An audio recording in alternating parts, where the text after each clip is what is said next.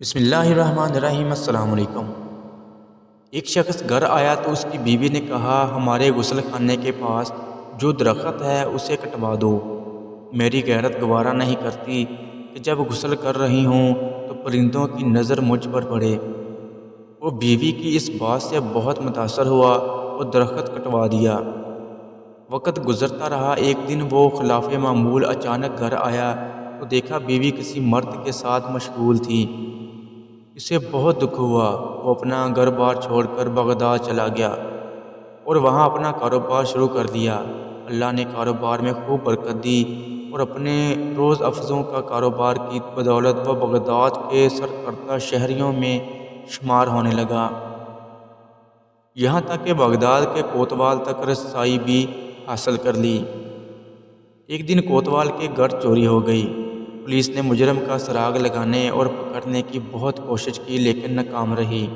اس نے دیکھا کہ ایک شیخ کا کوتوال کے گھر آنا جانا ہے اور کوتوال ان کی بے حد تعظیم کرتا ہے، لیکن ایک بات اس کی سمجھ میں نہیں آتی تھی کہ شیخ آدھے پاؤں پر چلتے ہیں، پورا پاؤں زمین پر کیوں نہیں رکھتے۔ اس نے کسی سے وجہ پوچھی تو اس سے بتایا گیا، یہ پورا پاؤں زمین پر اس لیے نہیں رکھتے کہ کہیں کیڑے مکوڑے نہ کچلے جائیں۔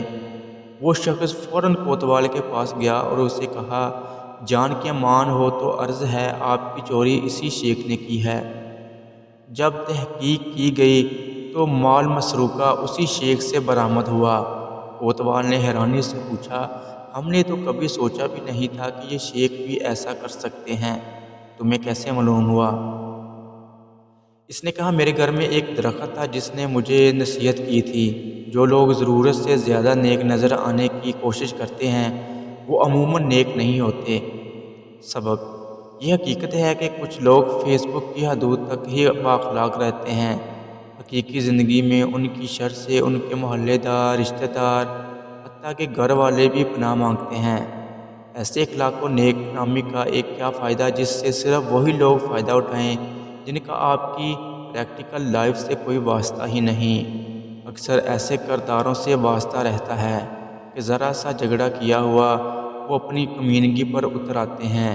ذرا سا اختلاف کر کے دیکھ لیں کسی سے، اپنی ٹائم لائن پر موصوف کیا بنے ہوتے ہیں اور حقیقت میں کیا۔ اللہ حافظ۔